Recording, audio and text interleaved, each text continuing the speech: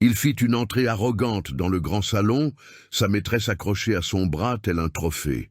Antoine ne s'attendait pas à ce que l'épouse humiliée, la femme qu'il avait chassée de chez lui 6 mois plus tôt, soit là, rayonnante dans les bras d'un autre homme, riant comme si elle n'avait jamais versé une larme pour lui. Les lumières dorées des lustres baignaient la salle et Antoine afficha un large sourire, attirant Chloé par la taille. Elle portait une robe rouge bien trop moulante, des découpes stratégiques révélant une peau hâlée, des talons aiguilles marquant chaque pas sur le marbre italien. 24 ans, un corps sculpté, une chevelure blonde et lisse tombant dans son dos. Tout ce qu'il voulait est exhibé. Les invités tournèrent la tête et il sentit la vague d'attention comme il la sentait toujours. Le pouvoir à l'état pur, l'envie déguisée en respect. Des hommes d'affaires détournèrent le regard de leurs propres épouses pour l'observer passer.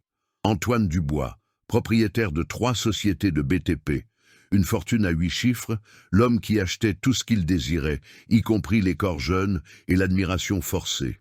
Chloé serra son bras, ses ongles rouges s'enfonçant légèrement. « Amour, tout le monde nous regarde. Laisse-les regarder, dit-il à voix basse, chargé de satisfaction. C'est pour ça que je t'ai amené.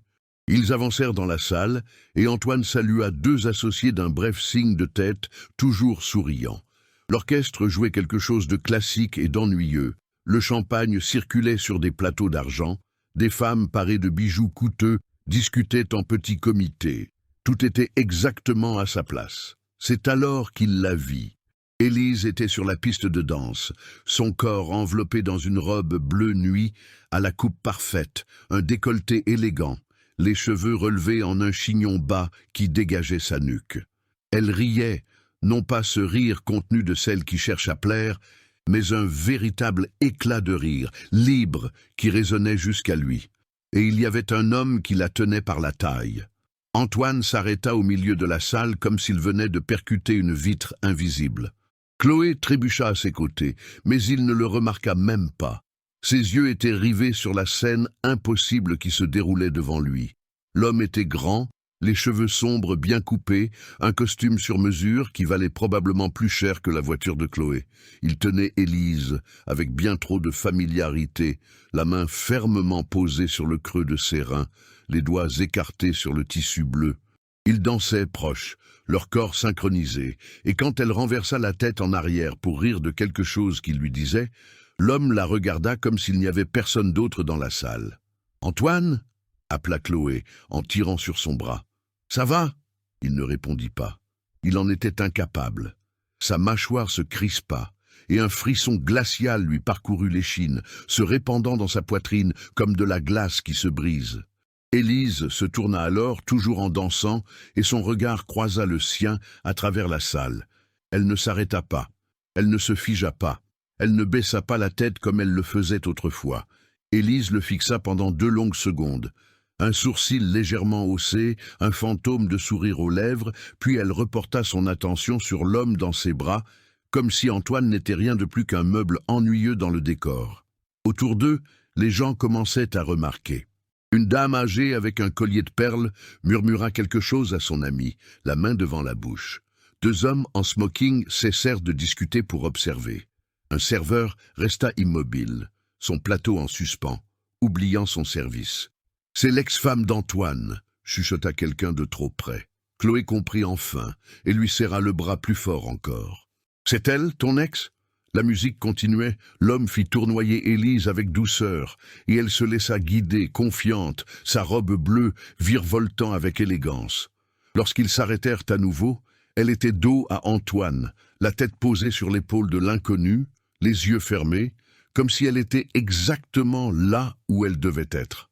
Antoine sentit le sol se dérober sous ses pieds. Antoine resta figé, ses mains tremblant légèrement alors qu'il tenait la coupe de champagne qu'il n'avait même pas conscience d'avoir prise. Autour de lui, la salle restait la même. L'orchestre jouait, les gens riaient, les serveurs circulaient avec leurs plateaux, mais dans sa poitrine, il y avait un tremblement de terre que personne d'autre ne pouvait sentir. Chloé réalisa que quelque chose n'allait pas.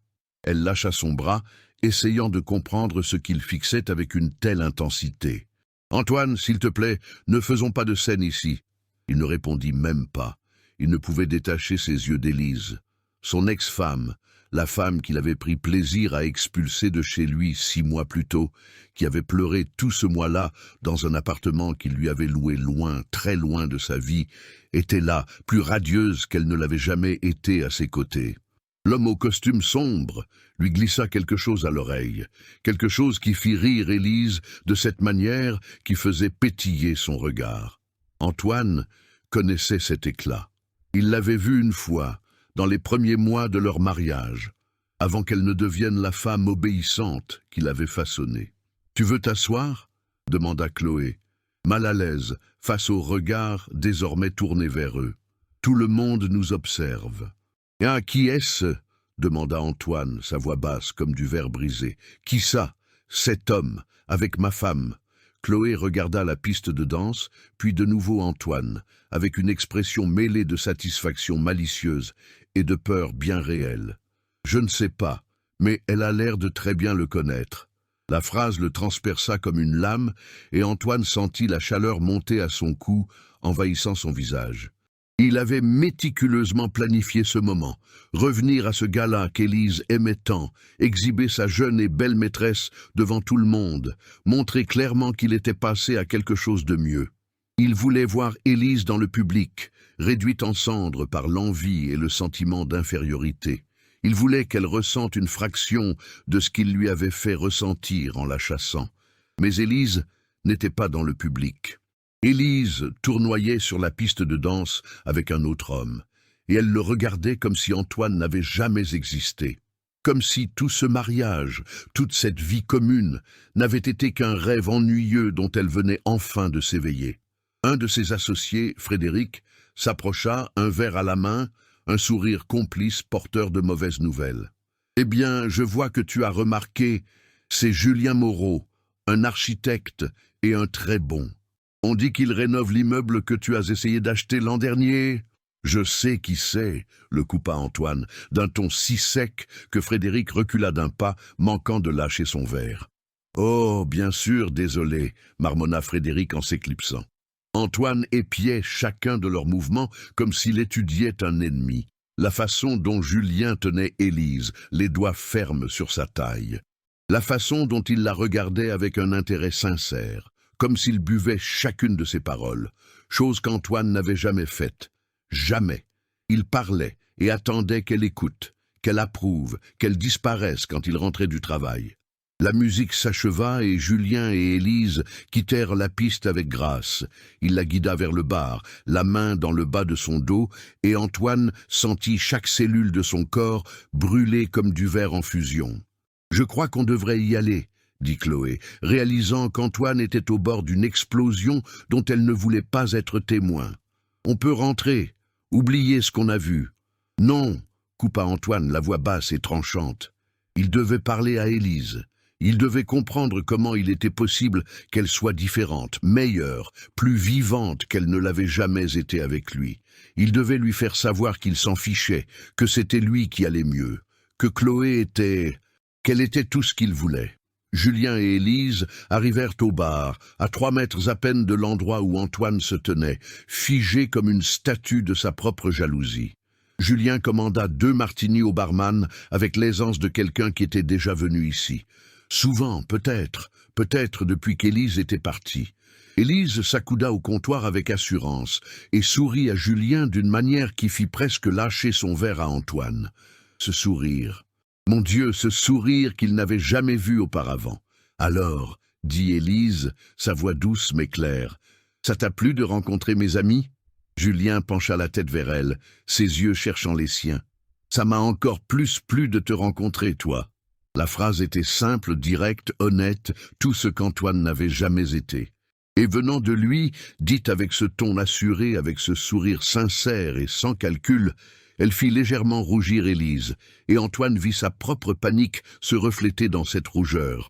Une femme près d'eux chuchota quelque chose à sa voisine, le visage détourné pour ne pas être vu, mais les yeux fixés sur Antoine comme un chat observant une proie blessée. « C'est le millionnaire, n'est-ce pas?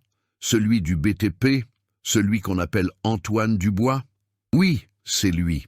Celui qui est venu avec le mannequin. » On dirait que son ex-femme l'a vraiment oublié. Regarde-la avec cet homme, je ne l'ai jamais vu comme ça.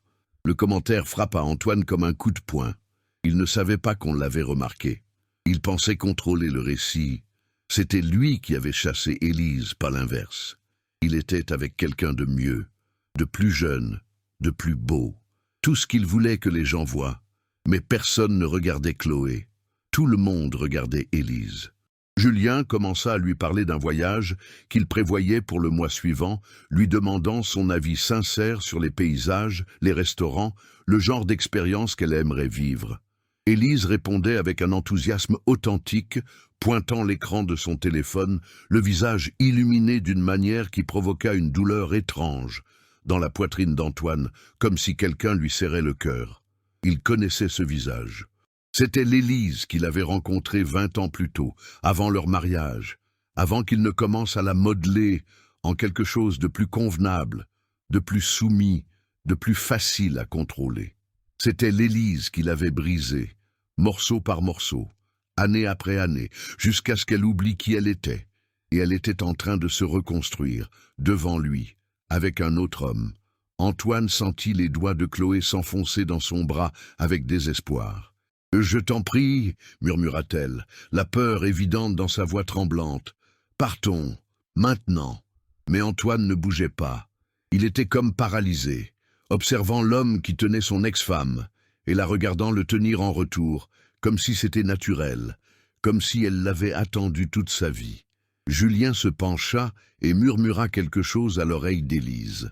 Elle éclata de ce rire libre et incontrôlé, puis, dans un mouvement qui donna à Antoine l'impression que le sol s'effondrait, elle l'embrassa. Brièvement, élégamment, mais chargée de promesses. Chargée de tout ce qu'Antoine ne lui avait jamais donné.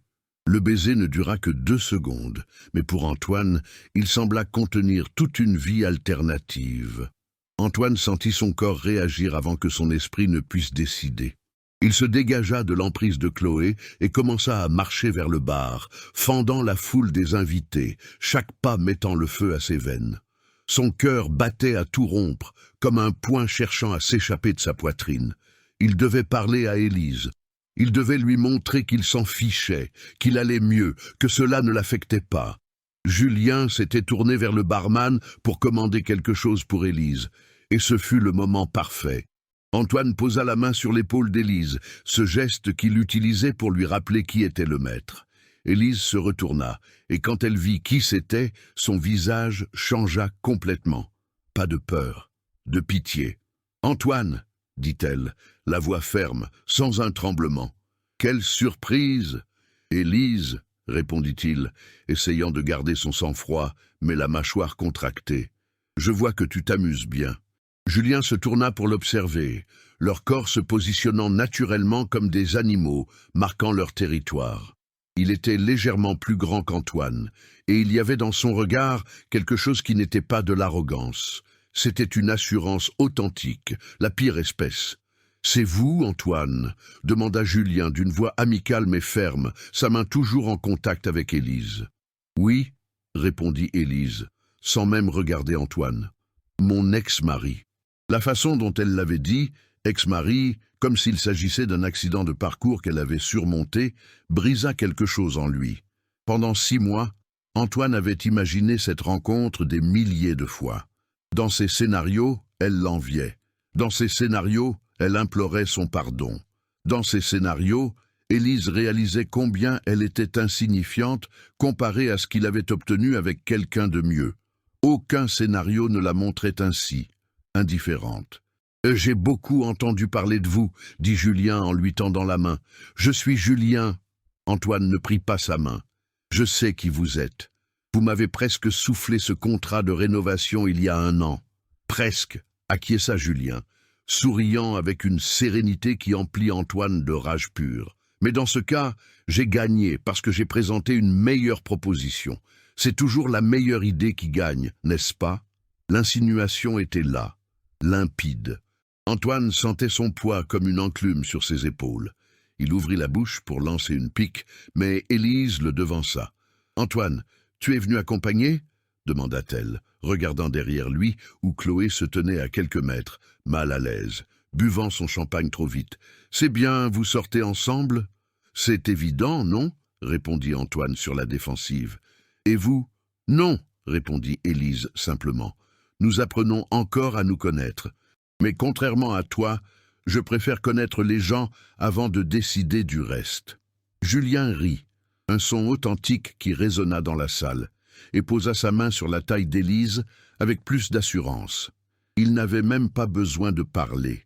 Sa seule présence était une réponse suffisante. C'est alors que la porte de la salle s'ouvrit et qu'une femme entra. Antoine la reconnut à l'instant même. C'était sa mère, Hélène Dubois, arrivant avec son chauffeur, ses bijoux étincelants, son expression déjà féroce comme celle d'une harpie. Elle était venue inspecter l'événement, comme elle l'avait dit au téléphone. Antoine l'avait complètement oublié. Elle balaya la salle du regard jusqu'à le trouver, puis regarda Chloé avec approbation, et enfin son regard se posa sur Élise. Son expression changea. Hélène Dubois marcha droit vers eux, ses chaussures de marque martelant le sol, et quand elle fut assez proche, elle examina Élise de la tête aux pieds, non avec haine, mais avec quelque chose de pire, avec une admiration involontaire. « Élise, dit-elle, la voix trop mielleuse, tu es absolument lumineuse. Que s'est-il passé?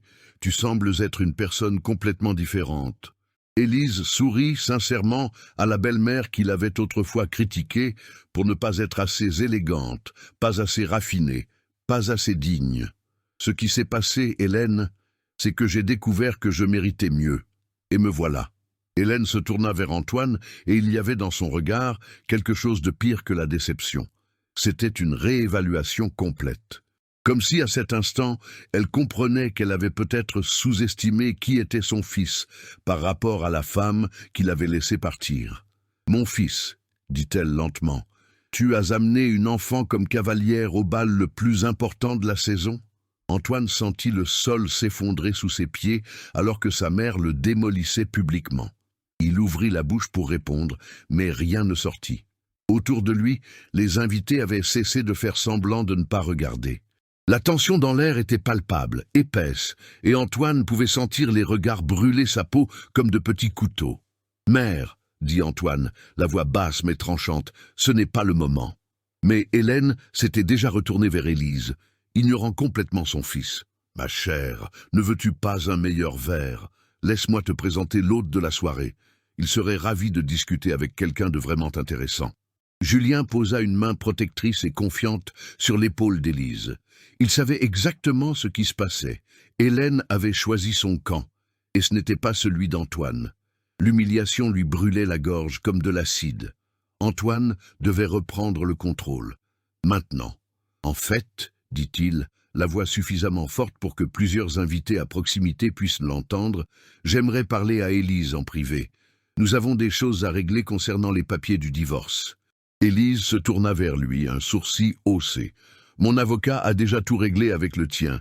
Il n'y a plus rien à discuter. »« Si, il y a, » insista Antoine en s'approchant, essayant de paraître en contrôle, alors qu'il se sentait s'effondrer de l'intérieur. « L'appartement que je te loue, je dois t'en parler. Il y a des questions financières que mon avocat a également déjà réglées. » Le coupa Élise, la voix ferme mais sans cruauté.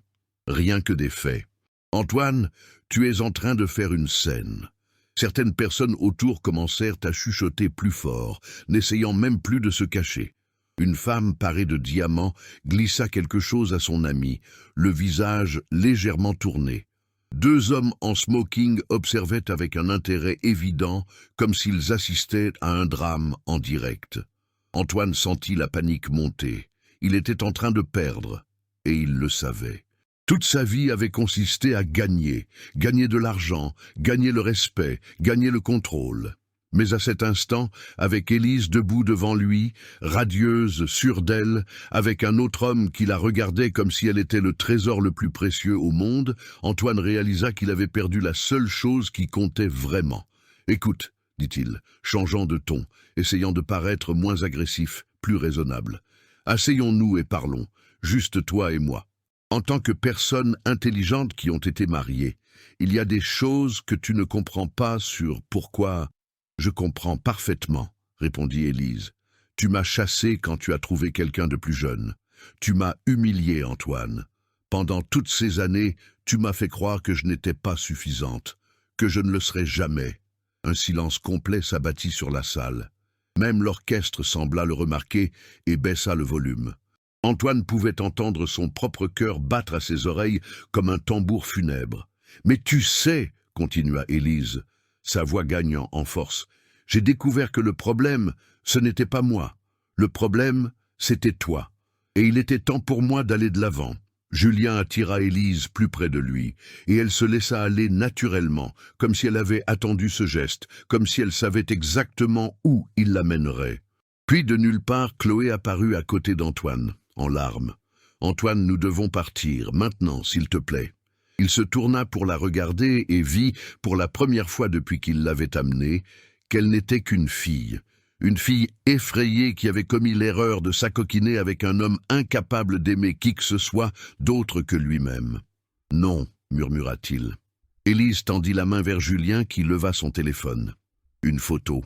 Il prit une photo d'eux deux ensemble, à cet instant précis, et Antoine vit le flash blanc tout illuminé. À cet instant, la vie d'Antoine bascula à jamais. Hélène observait, l'expression indéchiffrable, et à côté d'elle, Julien sourit, non pas d'un air de triomphe, mais avec une certitude tranquille, comme s'il avait su depuis le début qu'Élise le choisirait, comme s'il avait su qu'Élise s'était enfin choisie elle-même.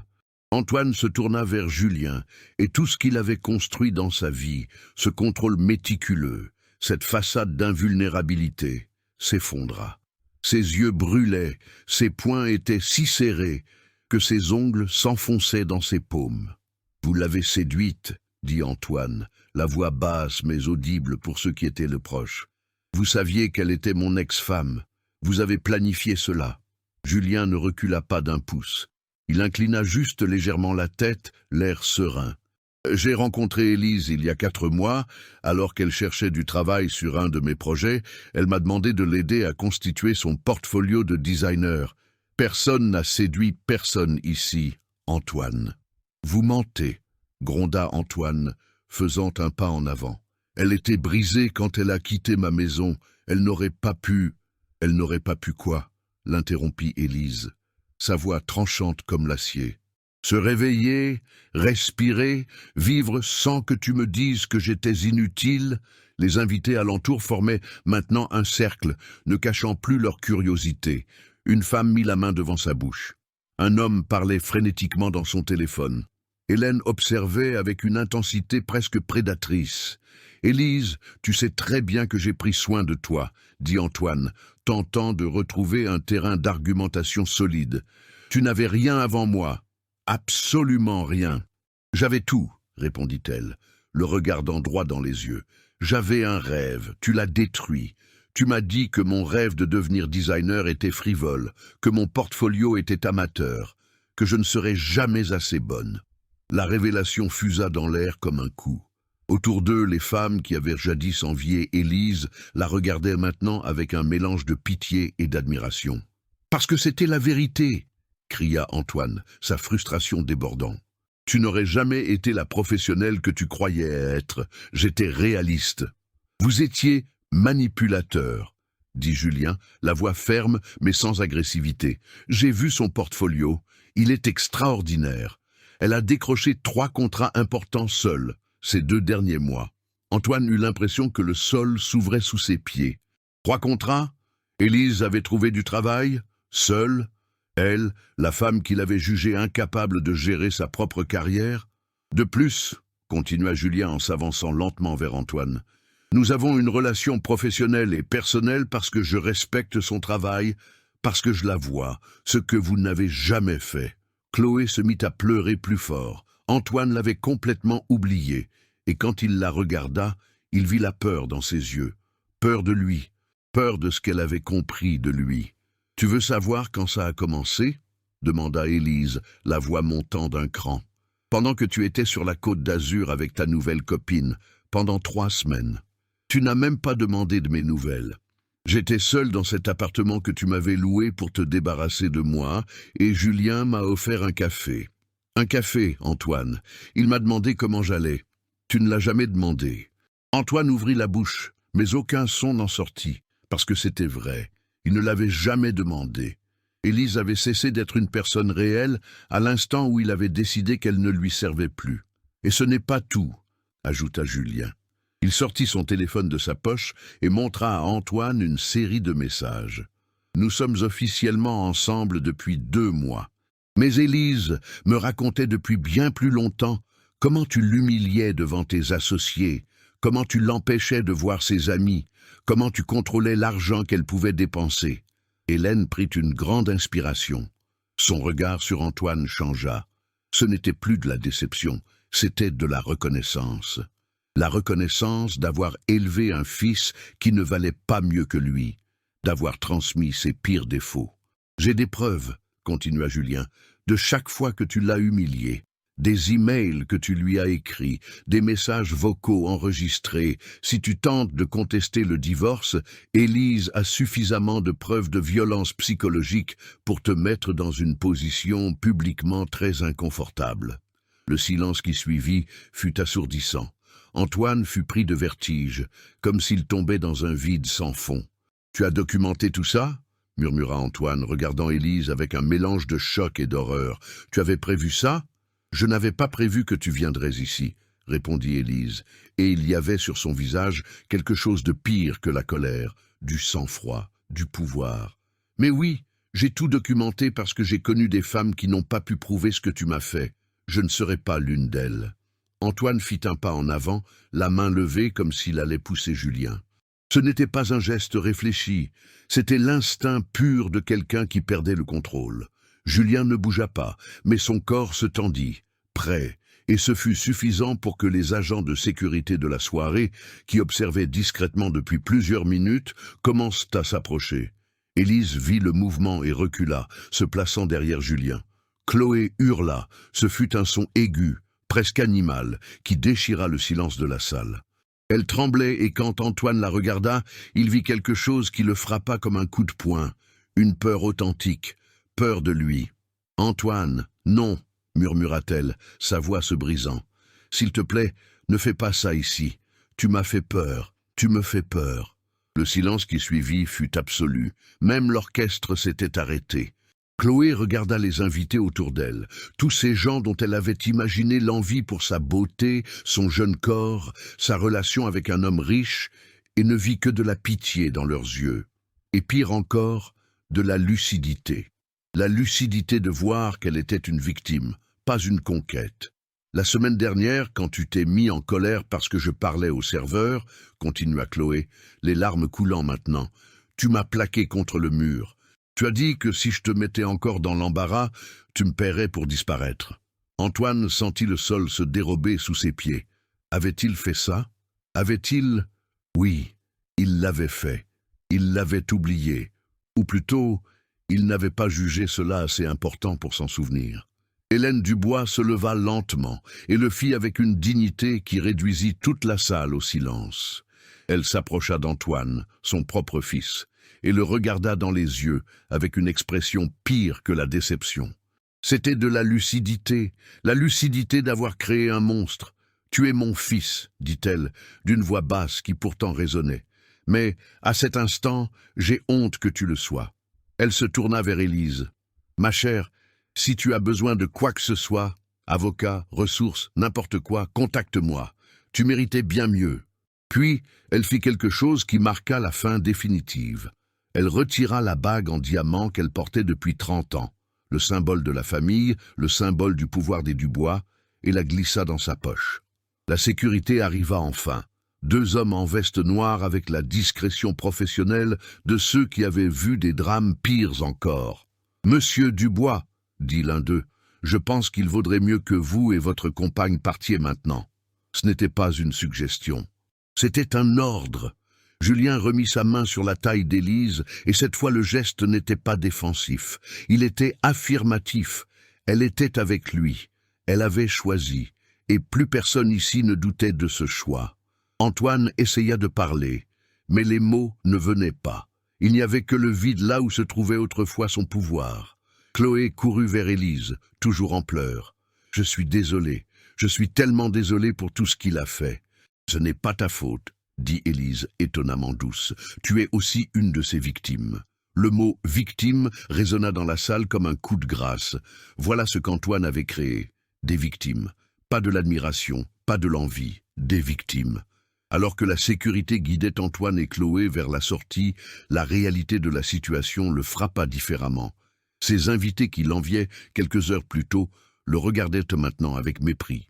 Les femmes dont il imaginait l'envie pour Chloé chuchotaient maintenant sur la façon d'aider cette fille effrayée.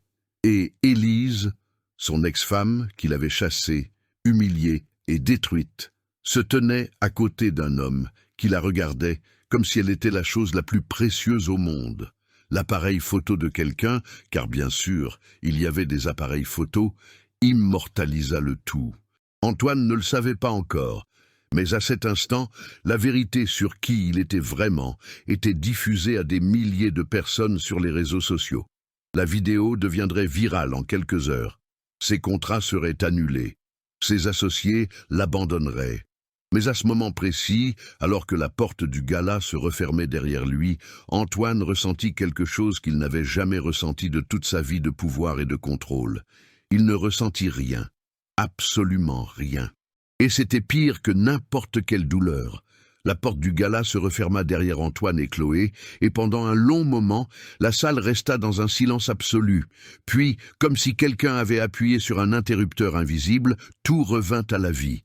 Les voix explosèrent, les téléphones sortirent des poches, les conversations reprirent frénétiquement. Chacun voulait être le premier à raconter ce dont il avait été témoin. Élise s'assit à l'une des tables hautes près du bar, tremblant légèrement.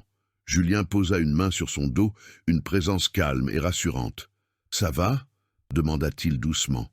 Elle hocha la tête, mais ses yeux restaient fixés sur l'endroit où Antoine avait disparu. « Je n'arrive pas à croire que je l'ai fait, » murmura-t-elle, « que j'ai réussi à dire tout ça. »« Tu as été courageuse, » répondit Julien. « Il fallait que ce soit dit, et il fallait que ce soit dit ici, devant tout le monde. » Hélène Dubois s'approcha d'eux, l'air encore un peu confus, comme si elle assimilait la réalité de ce qu'était son propre fils. « Élise, vous avez mon numéro, n'est-ce pas? Mon avocat est déjà au courant de la situation. Nous allons nous assurer que vous n'aurez aucun problème avec cette... » Elle hésita, cherchant le mot juste. « Avec cet homme. »« Merci, Hélène, » répondit Élise, surprise par ce revirement complet. « Je ne m'attendais vraiment pas. »« Personne ne s'y attendait, » l'interrompit Hélène, un fantôme de sourire aux lèvres. « Mais tout ce qui doit arriver, arrive en temps voulu. » Alors qu'Hélène s'éloignait pour passer quelques appels, le directeur de la soirée s'approcha de Julien avec une coupe de champagne offerte par la maison. « Monsieur Moreau, nous avons une table réservée pour vous et votre invité dans le carré VIP. Pour le reste de la soirée, tout est offert. C'est le moins que nous puissions faire. » Il y avait quelque chose de presque comique là-dedans. Ce directeur, qui avait passé toute la soirée à être déférent envers Antoine, offrait maintenant ses faveurs à Julien.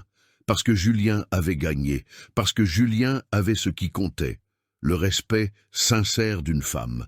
Les deux amis d'Élise qui étaient au gala la retrouvèrent quelques minutes plus tard, traversant la salle presque en courant.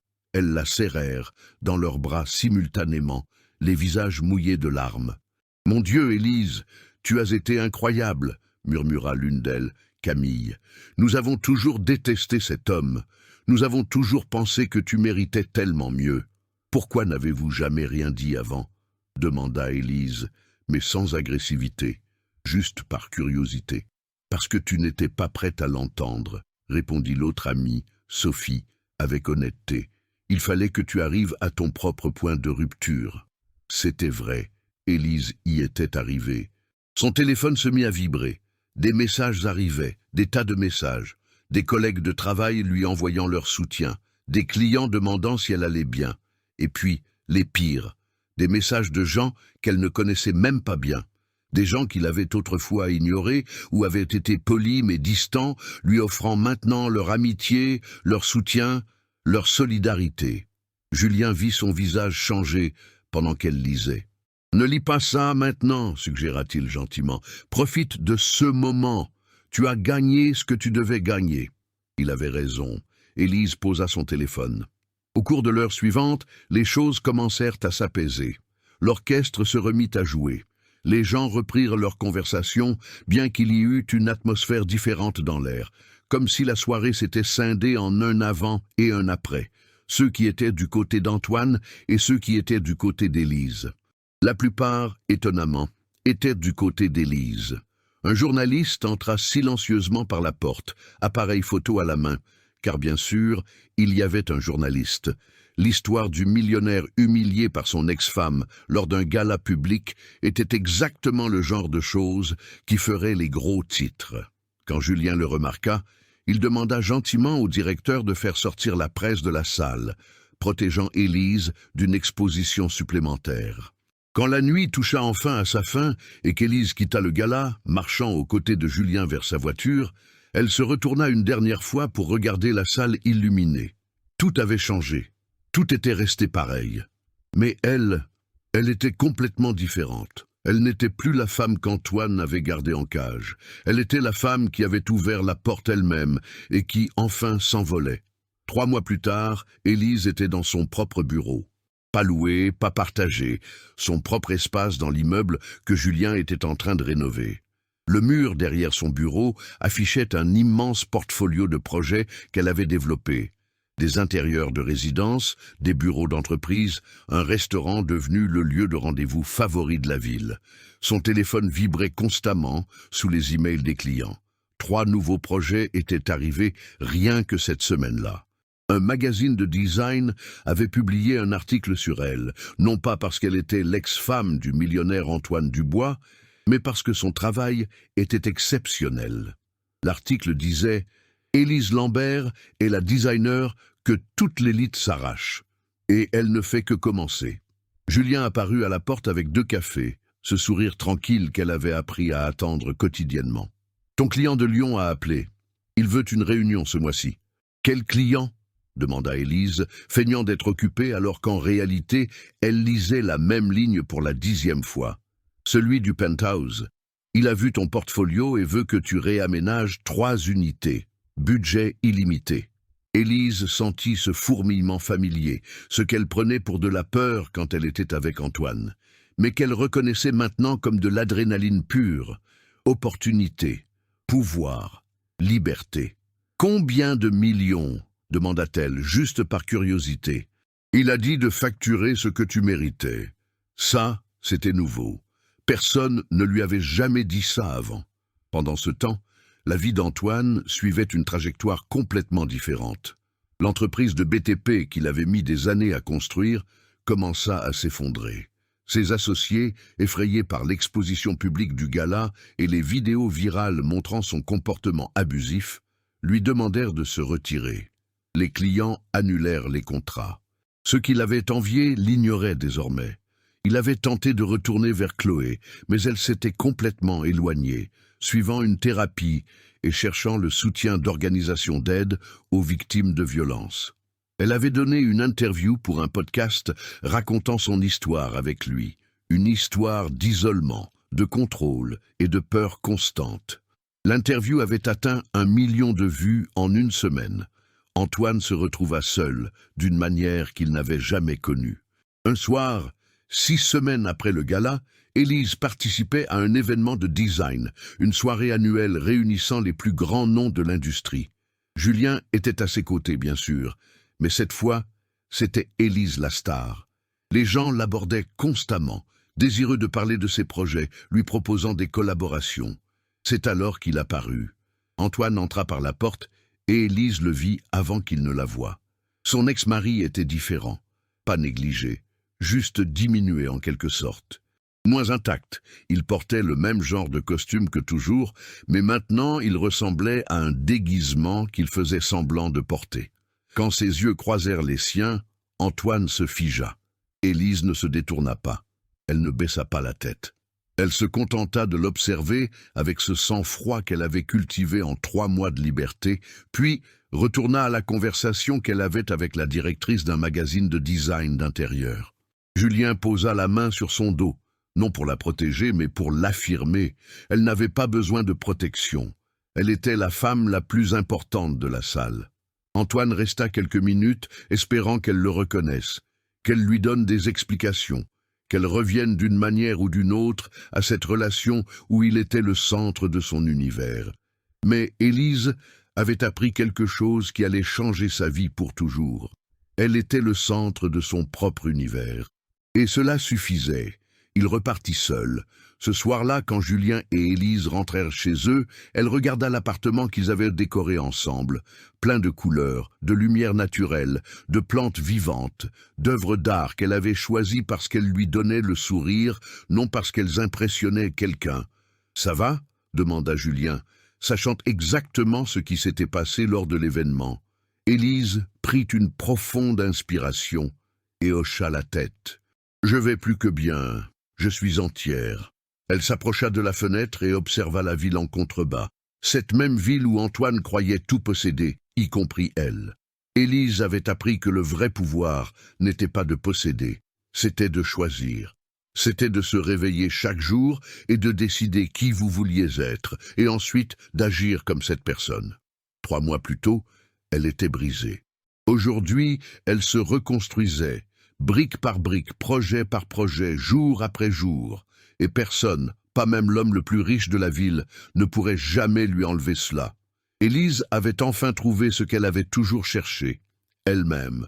Si cette histoire vous a profondément touché, si vous avez vu en Élise ce courage que vous avez toujours su avoir, mais que vous n'aviez jamais réussi à nommer, laissez votre like dès maintenant.